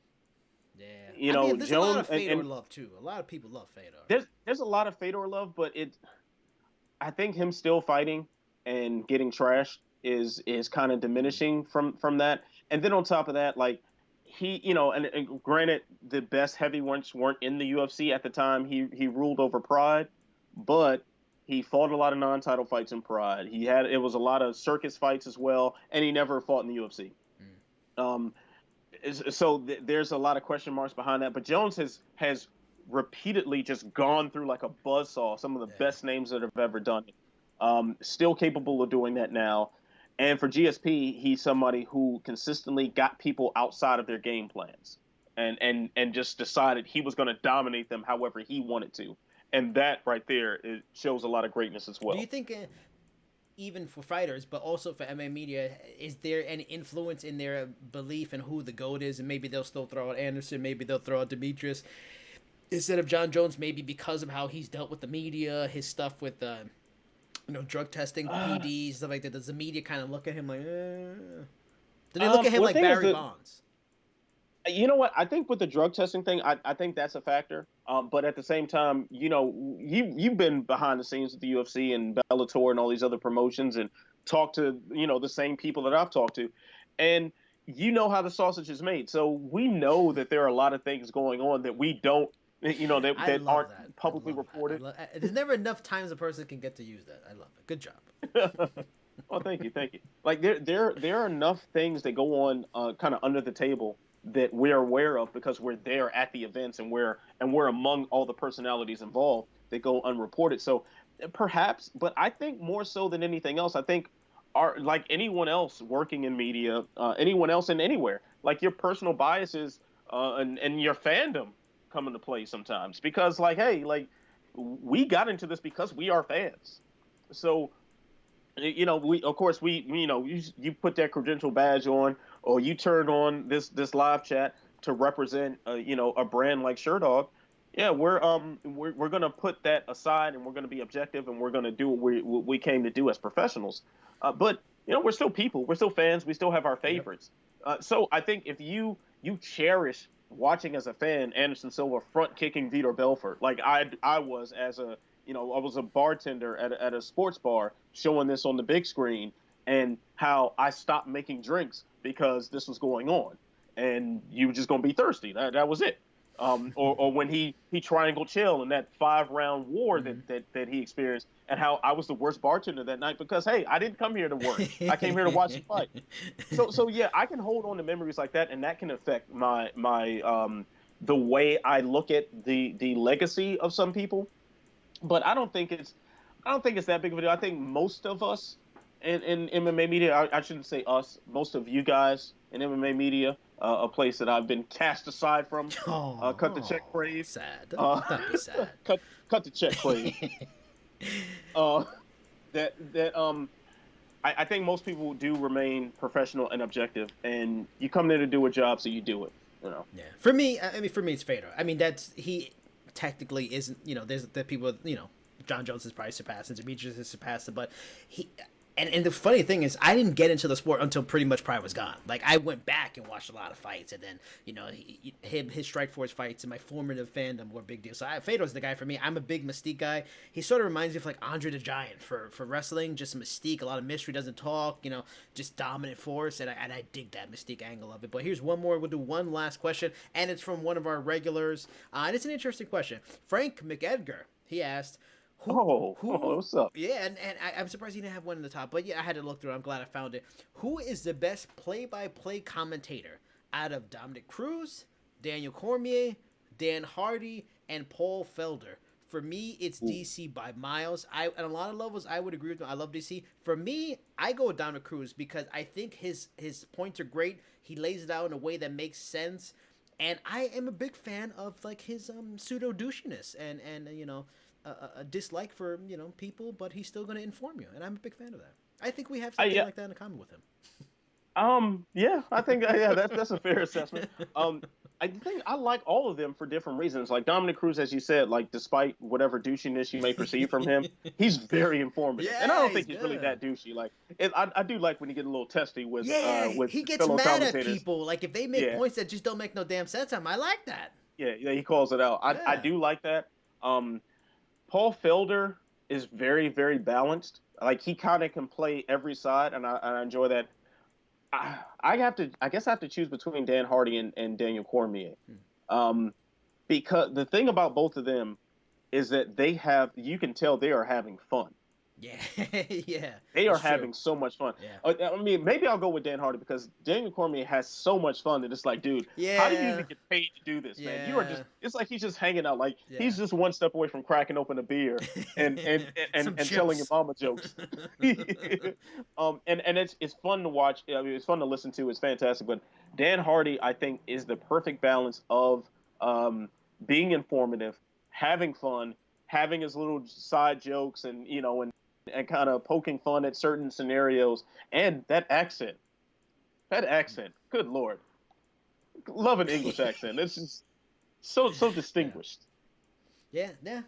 All right, so that's it. It's sad to end it. I'm going to ask a favor from you. I mean, but first, we got to go through the machinations as always. Let the people know where they can find you. And it's important to know where they can find you. Please tell them everything you're working on, all the shows, when they can watch the podcast that Ben and Jay are often on. Let them know everything. The situation is a bunch of frustrating as all hell with Sherdog. But you are out there still working in this game. Let them know where they can find your content. Well, thank you. So you can find me on Twitter at Ant Walker MMA. Also, my Instagram. I still don't post a whole lot, but follow me anyway, just in case I do. So the Walkout Network is my YouTube channel. That's where I do a show called Unleashed, a panel discussion show. Typically, Jay Petrie and Ben Duffy of Sherdog join me on that. We typically rotate a fourth chair. This week, Ben couldn't make it this week, but I think it should be live right now if Ben finished the edit on it. Jay, along with Matt Hunter, also formerly of Sherdog.com, currently of Mixed Combat Radio, and Casey Leiden of MMA Fighting joined the panel. So yeah, so it was a fun time. We talked about a lot of cool stuff. Other than that, I do have a project or two in the works that might be independent. We'll see. We'll see what's going on. The DMs are open for those job offers, though. Of course. Get in those DMs. Get in the DMs. Well, only employers, like my wife would get. Yeah. Let's not say that out loud with the wife nearby. Yeah. But there's definitely a project in the works right now that I'm very, very excited to unveil. A new column that I'd like to be a regular thing for mixed martial arts. So that's where you can find me. I'm making the rounds on different podcasts and stuff too. I've jumped on Gabriel Gonzalez podcast recently. I've been on Submission Radio recently. Shout out to the Sub Radio boys. Are you still doing the MMA on point stuff or no? No. I've been contributed to MMA on point for a while. Those are still the homies, but just creatively, just kind of not where it is right now. So we'll. But I would be open to collaborating with them again in the future. And yeah, in fact, I had Jason Hartley on Unleashed a few weeks back. So yeah, still all love there. But yeah, so yeah, man, I'm just staying active right now. The first priority, of course, is making sure my wife is good. My son will be born. Yep. Yeah, my son will be born like in less than a week. The due date is. So I'm just exciting. Yeah, pins and needles, man. And I hope it's not Christmas, so he doesn't have to be a Christmas Day birthday, because he's not gonna get that many gifts then. Yeah, I mean, it's already too close to Christmas to separate them for me.